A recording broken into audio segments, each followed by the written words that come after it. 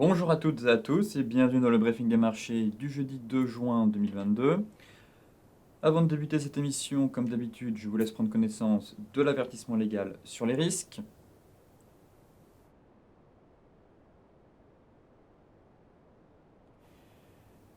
Et donc aujourd'hui, on attend toujours les décisions concernant la production de pétrole via l'OPEP. On a justement un pétrole qui a cédé du terrain un peu entre hier et aujourd'hui, ce qui permet de soutenir la tendance notamment en Europe. Néanmoins, on reste aussi toujours très focalisé, comme je vous le disais hier, sur l'évolution des taux. Puisque, comme vous le saviez, en fin de semaine dernière, les marchés s'attendaient à ce que la Fed se montre un peu plus souple à partir du mois de septembre, même si sans aucune surprise, on aura une hausse d'un demi-point de base en juin et en juillet. Et euh, certains membres ne sont pas de cet avis-là. Effectivement, hier, on a eu plusieurs discours, plusieurs speakers de la part de James Bullard et de John Williams qui, eux, estiment qu'il faudra continuer à relever les taux tant que l'inflation n'aura pas fortement diminué. Donc hier, on a quand même terminé en baisse.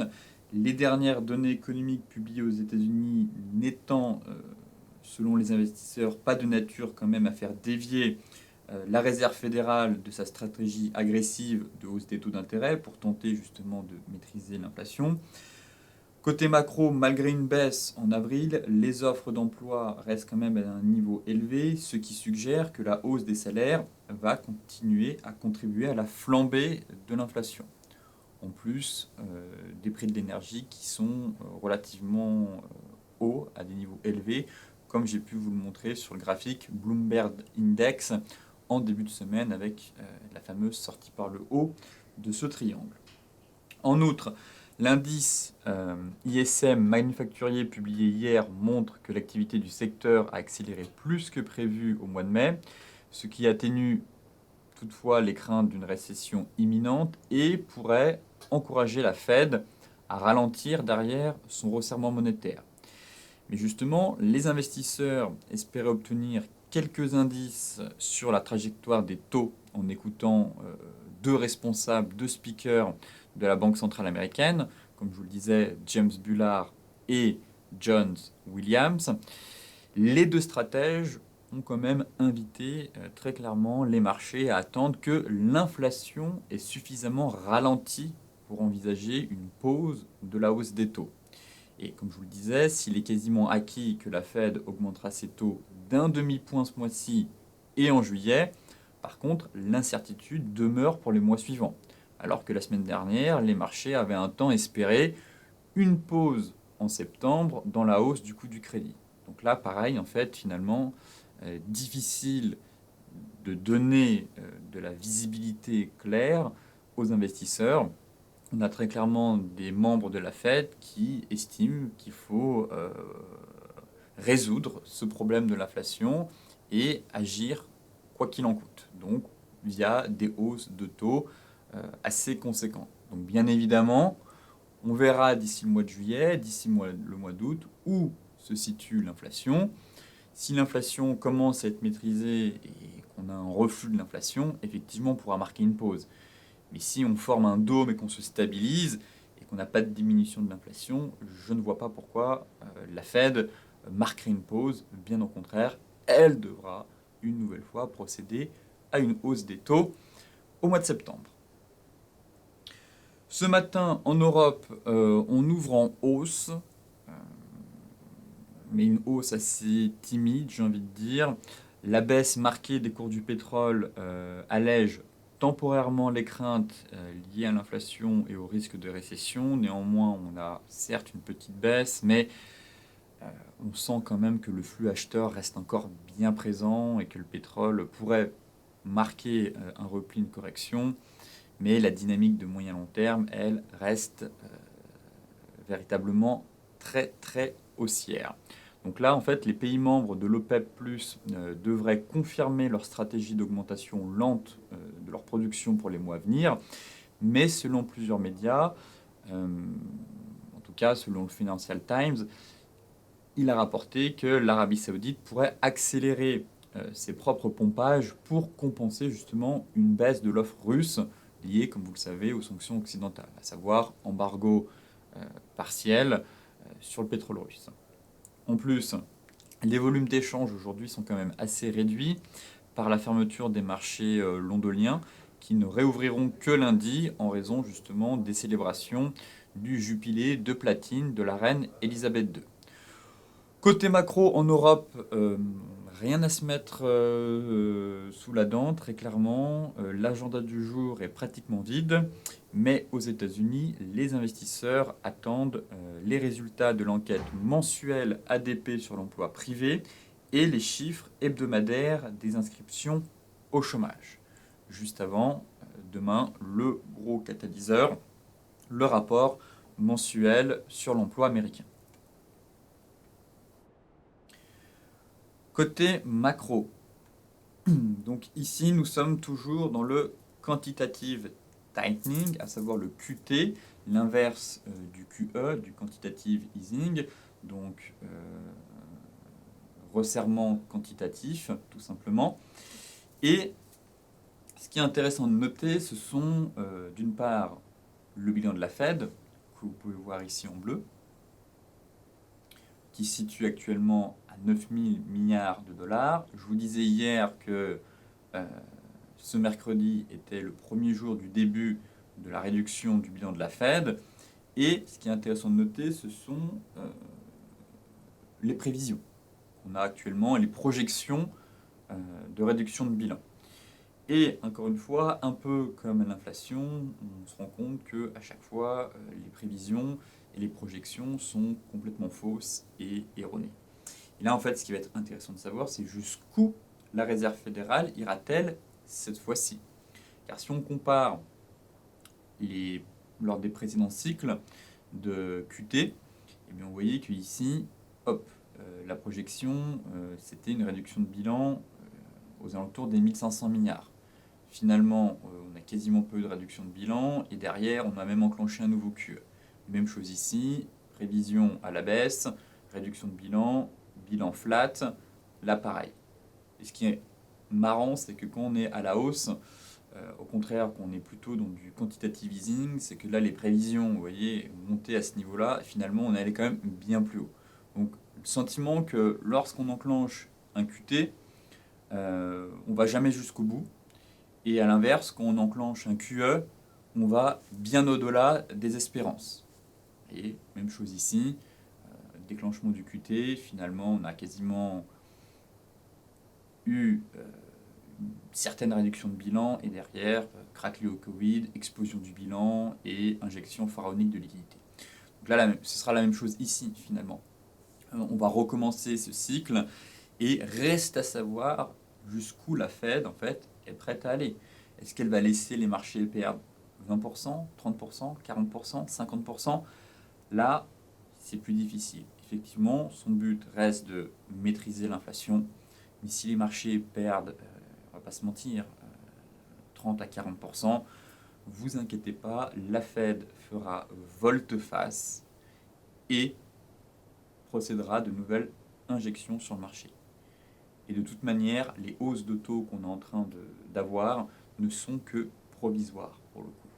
À mon avis, une fois que l'inflation sera bien maîtrisée, la Fed va se montrer un peu plus souple et on aura une réduction des taux et potentiellement de nouvelles injections de liquidités. Donc, après, tout dépend de votre profil d'investisseur, mais effectivement, en fait, le véritable signal pour revenir sur les marchés à moyen long terme, c'est quand la Fed en fait fera volte-face.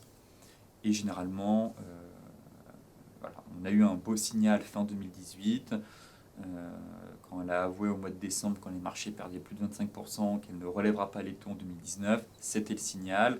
Pareil pour les autres années, à chaque fois la Fed, quand elle dira finalement on arrête ici, quand elle prononcera ces mots, ce sera effectivement le signal pour revenir très sereinement sur les marchés, car cela voudra dire tout simplement que on aura de nouveau des liquidités et que la Fed arrêtera de se montrer agressive sur son resserrement monétaire.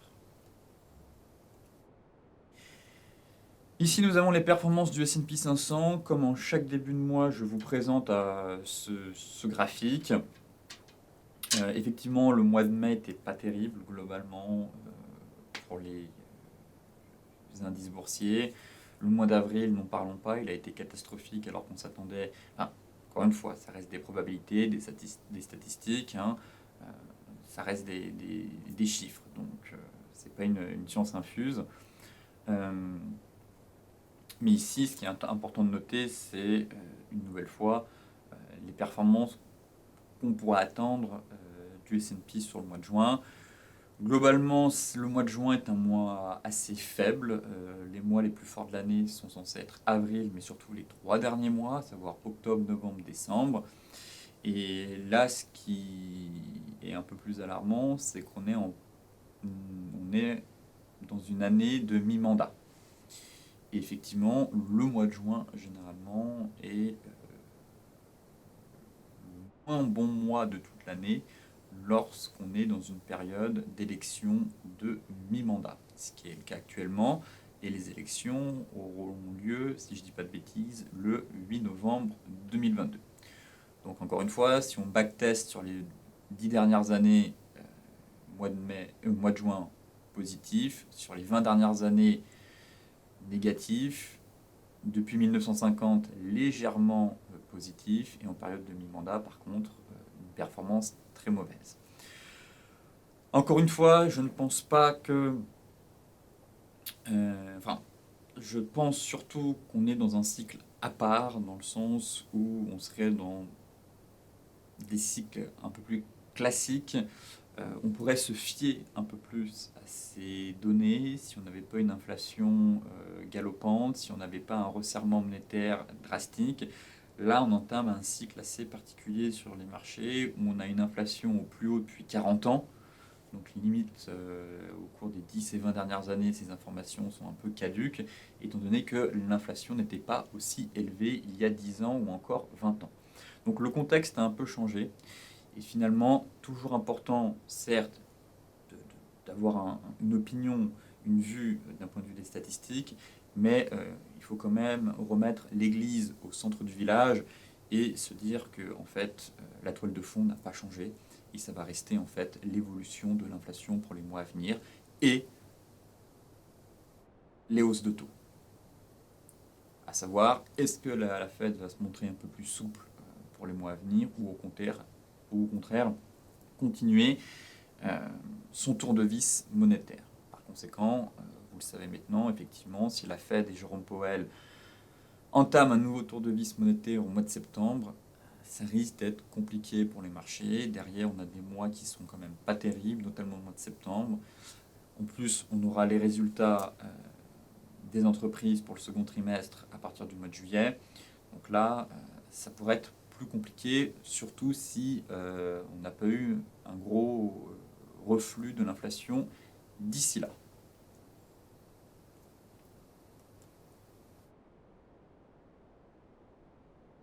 Concernant les indices, direction le CAC 40 qui est venu chercher son premier objectif baissier à 6415 hier, suite à cette étoile du soir. Bon, je suis quand même assez neutre. Pour moi, il faut qu'on casse ce niveau vraiment pour accélérer. On avait de la place pour venir chercher les 6415, c'est chose faite. Maintenant, il faut casser ce support pour accélérer vers le bas du canal. Pourquoi pas retourner sur les 6150. Dans ce cas-là, en fait, on aurait un énorme range entre 6570 et 6100 points. Voilà le plan. J'estime toujours, j'attends de voir maintenant, mais j'estime toujours que cette étoile du soir est vivante, est toujours en place, et que logiquement elle est censée donner une correction un peu plus importante. Là on a juste eu un repli sur un niveau de support. Bon, sentiment qu'on a du mal à aller plus bas. Je dirais qu'on est plutôt dans une phase d'hésitation. En tout cas, on a un signal baissier, certes, mais on n'accélère pas pour autant à la baisse. Donc vraiment assez neutre. J'estime que les acheteurs reprendraient l'ascendant si on parvient à vraiment breaker cette oblique baissière et à franchir la M50 pour accélérer en direction des 6510. Là, à mon avis, les acheteurs reprendraient la main et derrière, on pourrait aller chercher les 6675. Car en données hebdo, on est quand même sur un beau niveau. Je vais enlever. Pareil pour lui. Vous voyez, on a notre plaquette jaune qui est juste ici, avec le bas du nuage. Donc pour moi, c'est le niveau à franchir pour libérer un peu plus de hausse derrière. Donc là, vraiment, je repasserai acheteur si on parvient à breaker les 6070 pour aller chercher un peu plus haut. Voilà, MM50, 6674. Ce qui me gêne un peu, effectivement, c'est le signal baissier qu'on a eu mardi, qui a été confirmé avec cette bougie. Et pour l'instant, les vendeurs ont du mal à vraiment prendre l'ascendant et les acheteurs défendent toujours ce joli niveau de prix. Là, vous voyez qu'on est en fait prisonnier entre Tenkan et Kijun en données 4 heures. Donc, plutôt un biais baissier. Je me montre quand même prudent parce que je trouve qu'on a du mal à accélérer encore une fois la baisse. Mais d'un autre côté, j'ai du mal à être haussier avec ce chandelier baissier en données daily. Et effectivement, là pour moi, on a une grosse incertitude du marché entre 6410, 6500. Voilà, entre Tenkan et Kijun. Pour moi, il faut qu'on casse un de ces deux niveaux pour avoir un peu plus de visibilité. Effectivement, si on franchit notre Tenkan et qu'on break l'oblique, bon, tout porte à croire que les acheteurs auront pris l'ascendant pour aller chercher ce niveau et derrière accélérer en direction de ce niveau-là. En revanche, si vous êtes déjà vendeur, logiquement, vous avez quand même dû prendre des bénéfices sur les 6415 ici. Peut-être pas mettre le stop à baisse, c'est peut-être un peu trop tôt, mais attendre au moins la cassure. Car si on break ce gros niveau, effectivement, il y a de la place derrière pour aller chercher les 6310 points. Concernant le DAX, c'est la même chose, encore une fois, dans le sens où on a du mal à casser les 14 400. Donc là, pareil, hein, le chandelier est joli. Je vous disais hier, ce qui me dérangeait, c'est qu'on manquait un peu de corps dans cette bougie. Je trouve qu'on manquait un peu de corps pour vraiment valider complètement l'étoile du soir. Bon, hier, on a eu de nouveau la cassure des 14 400. Là, on tente de nouveau d'aller chercher les 14 415, voir la clôture, mais pour moi, il faut qu'on reste vraiment en dessous de ce niveau pour aller chercher plus bas. Donc là, oui, on a pareil un joli signal de retournement. Ce qui me dérange encore une fois, c'est qu'il apparaît au milieu de nulle part. Voilà. Ce signal serait apparu ici sur un haut de range. Là, oui, il aurait eu véritablement une certaine valeur. Là, bon, il est incomplet, il apparaît un peu au milieu de nulle part. On voit que les prix ont du mal vraiment à accélérer. Donc, je suis un peu méfiant. Et comme pour le CAC, sentiment finalement d'indécision du marché à très court terme. Voilà, on est prisonnier, comme pour les CAC, Tenkan au-dessus de la tête, on n'arrive pas à la franchir depuis hier.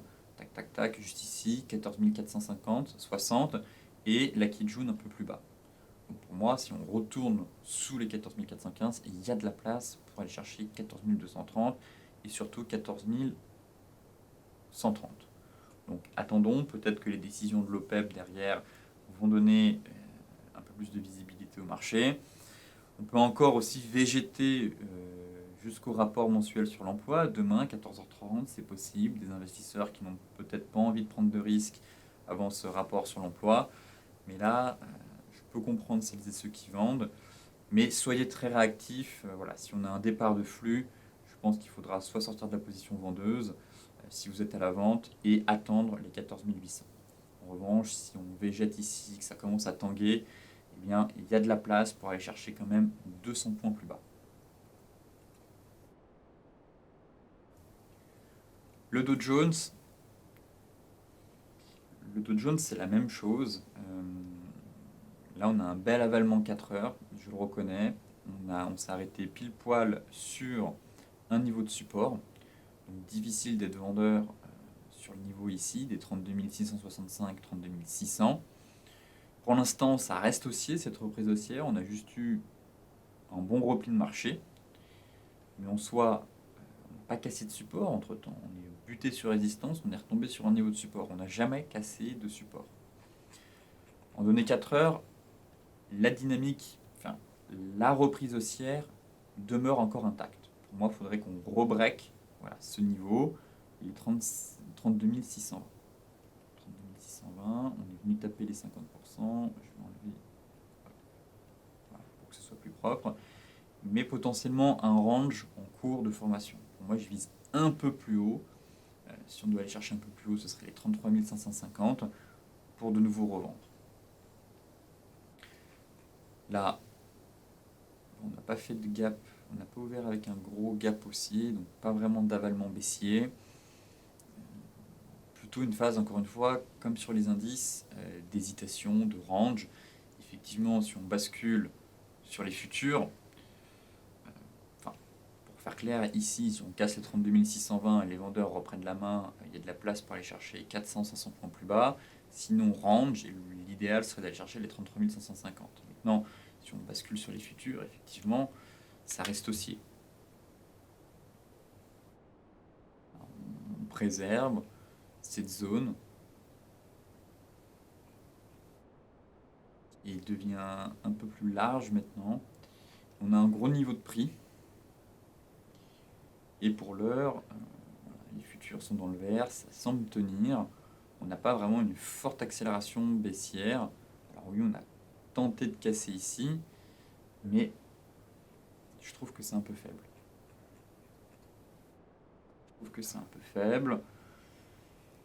Là, ce qui va m'intéresser, on est à la croisée des chemins, en fait, sur l'indice, sur le Dow Jones. Là, ce qui est embêtant, c'est de voir qu'on est en train de faire en deux fois. Mais très clairement, je pense que même si on n'a pas une véritable cassure Tenkan-Kijun, mais qu'on s'installe, on arrive de nouveau à s'installer au-dessus des 33 000, il faudra chercher des achats pour viser TP1 ici et TP2 un peu plus haut. En revanche, si on est vraiment maintenu en échec et qu'on accélère, je pense que les vendeurs pourraient aller chercher un peu plus bas derrière et venir prendre appui sur les 32 280. Mais là, en soi, ça reste aussi, on est toujours sur des plus bas et des plus hauts de plus en plus hauts. On a fait un gros repli ici. On est venu taper ce petit sommet-là, ça repart. Et en données horaires,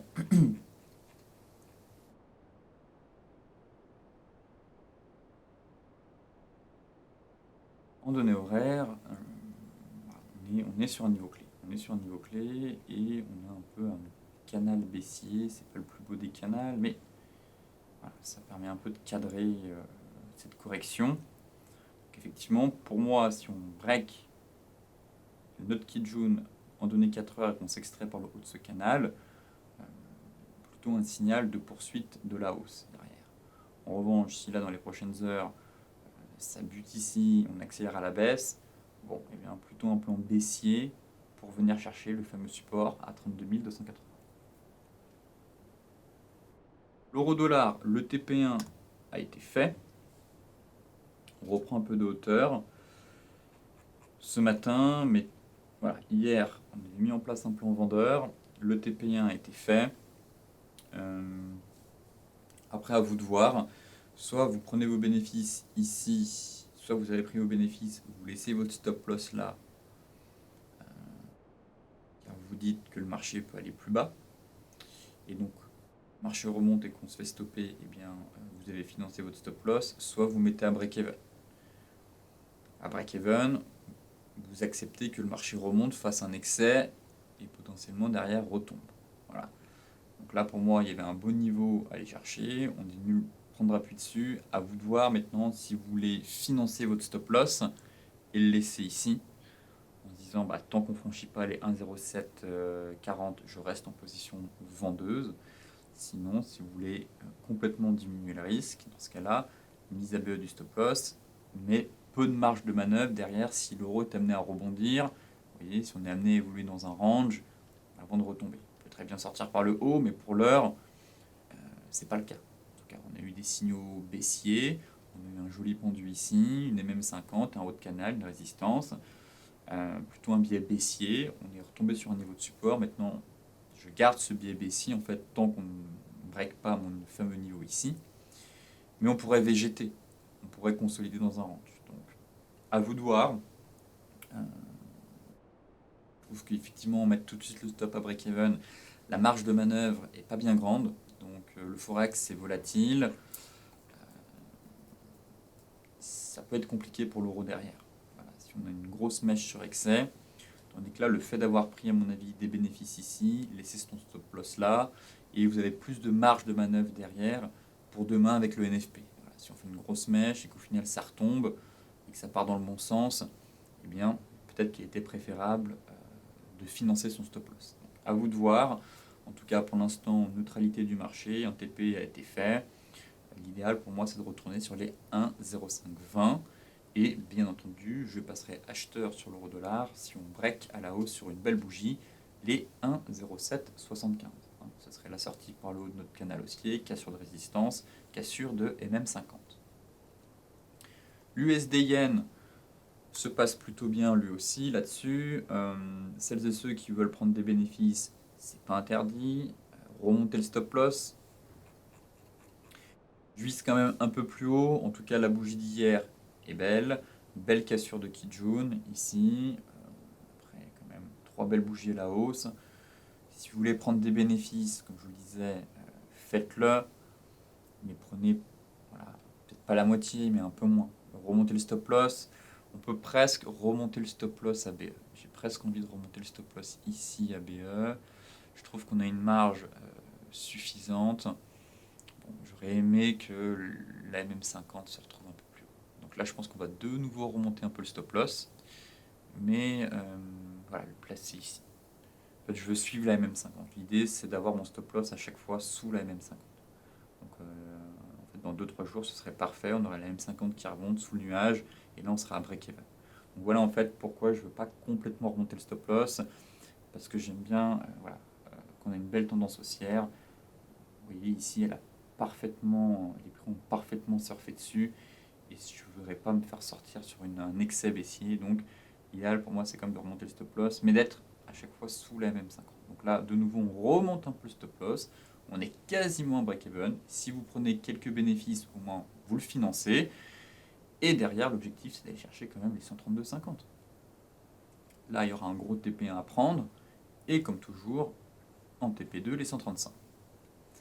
Maintenant, si on affine en données 4 heures, voilà, on est monté un peu haut, un peu vite. Le marché a besoin de souffler, revenir prendre appui sur ce niveau. Vous voyez, bon nuage, ancien niveau de résistance qui est devenu support, Tenkan. Ça permettrait au marché de souffler un peu avant de repartir. Et puis demain, on surveille le NFP. Avant le NFP, on se mettra à break-even. Et si ça part dans le bon sens, à mon avis, on devrait avoir une belle impulsion haussière pour potentiellement aller chercher notre TP1 en fin de semaine. L'AUD NZD, je vous disais d'attendre un repli. On est en train de faire le repli. J'aimerais bien un peu plus bas, ce serait parfait. 1,1045. 1,1045, on est toujours dans ce plan de sortie de canal par le haut, enfin de drapeau pour rappel, mais bon, c'est important d'affiner le ratio, d'avoir un meilleur ratio. On a eu une belle bougie, une belle cassure par le haut, bougie flux directionnelle qui break cette résistance. Bon, essayez d'avoir un repli. Peut-être que certains sont déjà rentrés, certains sont moins patients, sont rentrés à la cassure. Encore une fois, le but en trading, c'est d'affiner votre ratio, d'avoir un bon risque-reward.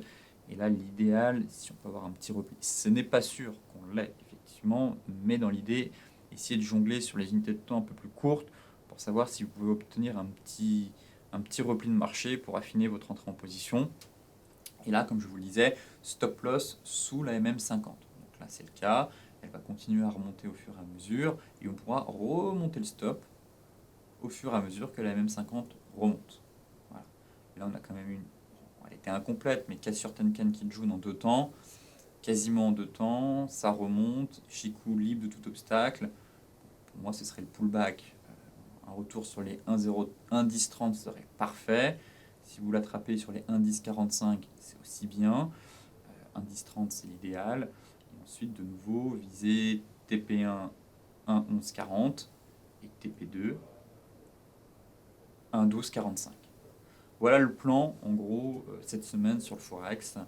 Enfin, en tout cas, les paires qui, selon moi, offrent le plus d'opportunités. Surtout dans des tendances haussières. Vous voyez, USD Yen, AUD NZD, on est vraiment dans des tendances haussières. On essaye de reprendre le train. Tandis que sur d'autres paires de Forex, c'est un peu flou, je trouve. On n'a pas de flux en fait. On n'a pas de flux, c'est mou. Donc allons là où il y a de l'action. Le gold. Le gold. Gold qui tente de nous faire une cassure Tenkan Kijun, mais bon, on est dans une phase baissière, donc ça ne compte pas. Je suis assez tiraillé sur le gold. Il y a pas mal de faux signaux, comme toujours. Hier, enfin lundi, on a accéléré, on a cassé ce niveau. Là, on retente de passer au-dessus. Bon, j'attends de voir. Pour moi, il n'y a pas grand-chose à faire. On est un peu au milieu de nulle part, en fait. On est au milieu de notre canal baissier.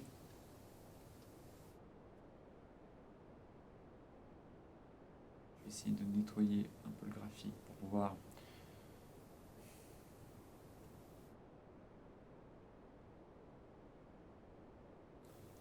Pour voir si on a des informations un peu plus claires. Mais très honnêtement, je trouve qu'on ne peut pas mettre vraiment un canal ici. Ouais. C'est pas évident le gold en ce moment. On a une fausse cassure par le haut, ça retombe en bas, ça retombe en haut. Ça ressemble un peu à un range piégeux. Le sentiment qu'on peut avoir un range en fait comme cela. Et que ici c'est le milieu de range en fait. Le fameux niveau des 1850, vous voyez, ça correspond à la lessiveuse. Cette grosse bataille à chaque fois qu'on a dans les ranges où je vous dis intervenez soit en bas, soit en haut, évitez d'intervenir au milieu de range. Et là c'est un peu le sentiment que j'ai. Les 1850 c'est un gros niveau qui a été pas mal de fois, de toute façon ce niveau vous connaissez. Et à très court terme en fait on tricote. Voilà, on tricote sur ce niveau-là, ça casse à la hausse, à la baisse, ça reprend la hausse. Bon, je préfère rester à l'écart, ne pas envoyer de plan. Effectivement, on a eu une belle bougie 4 heures hier sur le bas de range. Bon, bah, pourquoi pas aller chercher les 1870, mais mettre en place un plan swing dans cette configuration, je suis pas fan. Voilà. Pour moi, faudrait qu'on ait un peu plus de visibilité. Euh, Effectivement, c'est les 1890 à aller chercher derrière. Donc si on sort par le haut de ce range, peut-être que là, on va enfin se libérer, casser notre Kijun. Et l'idéal, c'est de retourner sur les 1890. Voilà le plan en fait. Pour les plus expérimentés, ce serait d'anticiper la cassure de ce range. On a encore la MM200 4 heures au-dessus de la tête. Donc c'est délicat. C'est délicat, mais on a un range ici. Et si on parvient à s'extraire un peu de tous ces obstacles qu'on avait depuis plusieurs séances, pour moi l'objectif c'est de retourner sur les 1890. Les Chikou remonteraient dans les prix, on viendrait taper la même 50 et derrière ce fameux niveau clé. Après, pour relancer, pour inverser la tendance et partir dans une nouvelle tendance haussière, là, ce serait la cassure des 1890 et sortie par l'autre de ce canal pour espérer une reprise un peu plus haut. Mais pour l'heure, pas grand chose à faire, très honnêtement, sur le gold. C'est assez mou, des faux signaux. On tente de préserver un niveau clé quand même. Mais ça manque de flux. Voilà, ça manque de flux. Et je trouve le marché encore un peu mou. Voilà, surveillez quand même la cassure qui jaune ici ce soir. Car si c'est le cas, ça renforcerait en tout cas le scénario d'aller chercher les 1890 derrière. Le Brent, bon, attendons de voir les décisions de l'OPEP. On cède un peu du terrain. Est-ce qu'on va consolider dans un range finalement? Pour moi, c'est encore un peu trop tôt pour se dire ok, je pars à la vente. Euh,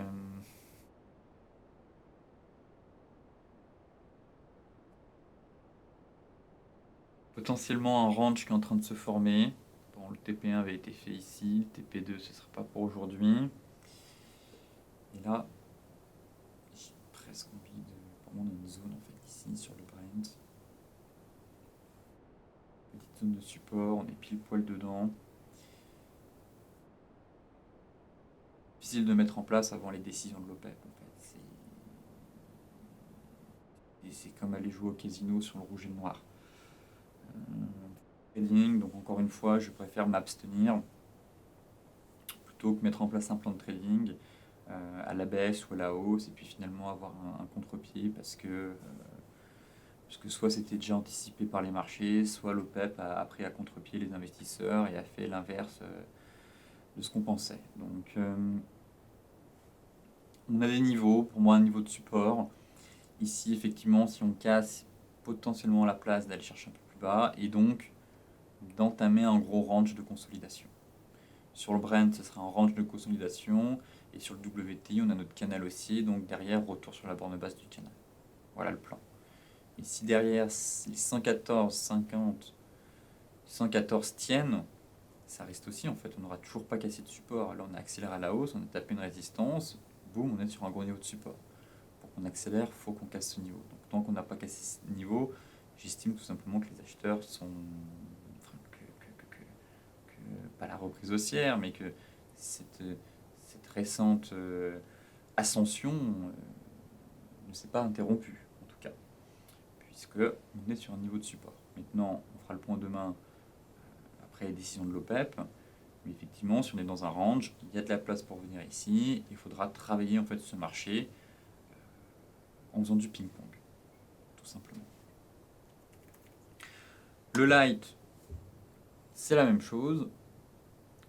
L'aballement baissier semble avoir fonctionné. Je vous disais hier, on était sur un support ici. Ce qui me dérangeait, c'est qu'on n'avait pas cassé ce petit niveau de support. On est en train de le casser.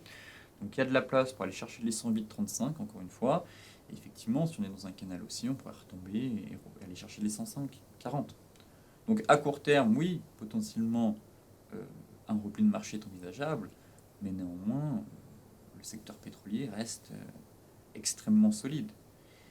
Et parce qu'on a une correction de marché à court terme que c'est bon, c'est le pic du pétrole et que derrière ça va retomber.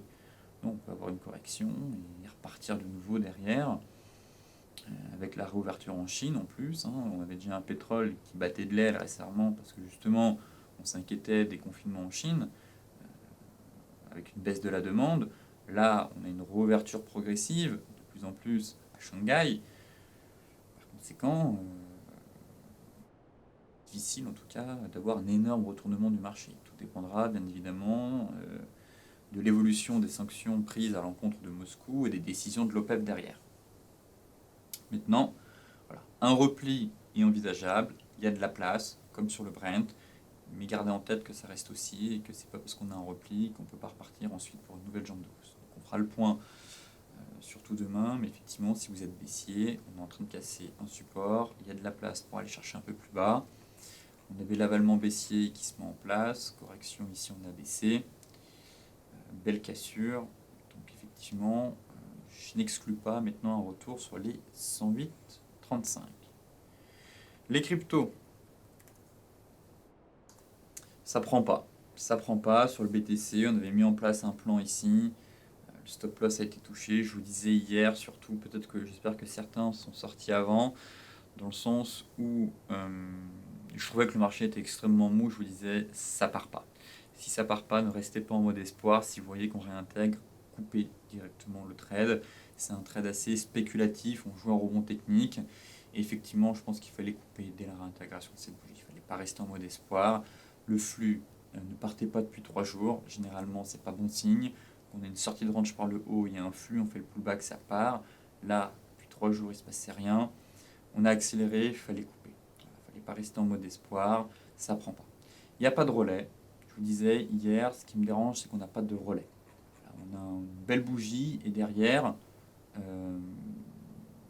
coup d'épée dans l'eau. Voilà. Très clairement, aucun effet. On fait chou blanc et de nouveau un range qui semble s'installer de très court terme. Les catalyseurs haussiers manquent cruellement à l'appel. On est vraiment dans un micro-range ici entre 28 et 32. Et le milieu de range, ça correspond au fameux support psychologique des 30 000 $. Donc là, je pense que pareil, les traders doivent attendre un retour sur le niveau clé pour chercher des achats et voilà, faire du ping-pong, procéder à des achats en bas, des allègements en haut. Si on casse, à aller chercher les 35 000. Mais globalement, il se passe plus rien sur le BTC depuis maintenant 3 semaines. Plusieurs semaines consécutives de baisse, espoir d'un rebond qui se fait attendre, mais pour l'heure, des faux signaux, pas de relais, pas de flux acheteurs qui arrivent à se mettre en place derrière. Donc compliqué tout ça pour le BTC. Aller là où il y a de l'action, surveiller ce range et chercher plutôt à se positionner en bas vers les 28 000 et attendre un retour sur les 32 400 pour ensuite espérer une reprise de plus grande ampleur. L'Ethereum, c'est pareil. Là, pour le coup, le stop loss n'a pas été touché, mais la divergence commence doucement à s'essouffler. Alors, on est peut-être venu faire un pullback sur la ligne ici. Voilà. Rien n'est fait. Je préfère quand même la configuration sur l'Ethereum. Voilà. On a cassé, on casse, pullback. Donc là, ça tient toujours. On aurait cassé ce niveau, je me serais un peu plus inquiété. Pour l'heure, ça tient. Le stop loss est toujours plus bas que la zone. Il ne faut pas qu'on aille chercher plus bas. Maintenant, il faut que le marché, ça y est, ait suffisamment digéré les mauvaises news, réussisse à se stabiliser et parvienne enfin à aller chercher 2335, 2500.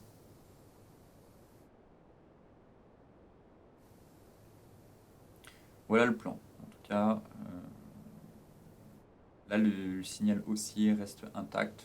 En tout cas, il commence quand même à faiblir, mais il reste intact sur l'Ethereum. Il ne faut pas qu'on aille chercher plus bas. Et effectivement, on sera invalidation du plan si on franchit les 1660, qu'on accélère à la baisse. Derrière, encore une fois, on attendra les 1410 pour se positionner de nouveau à l'achat. 1410, et si on accélère un peu plus, non, c'est les 1400, autant pour moi, les anciens plus hauts. 1380 par ici, 1380, bon, on a une belle zone à 1380, 1410. Voilà la zone après où il faudra attendre pour se positionner.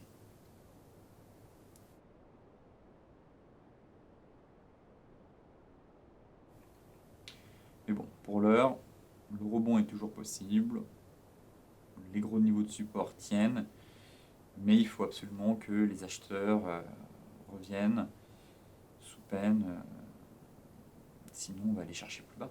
On va aller chercher plus bas si on continue cette dégringolade lente et à la fois douloureuse pour celles et ceux qui souffrent depuis bien longtemps maintenant dans la baisse et qui espèrent un rebond. Pour rappel, 8 semaines consécutives de baisse pour l'Ethereum, donc forcément beaucoup attendent un rebond de l'Ether sur ce fameux niveau technique. Sur ce, je vous souhaite une excellente journée, de très bons trades, soyez prudents sur les marchés et je vous dis à demain pour un nouveau point complet sur la planète finance.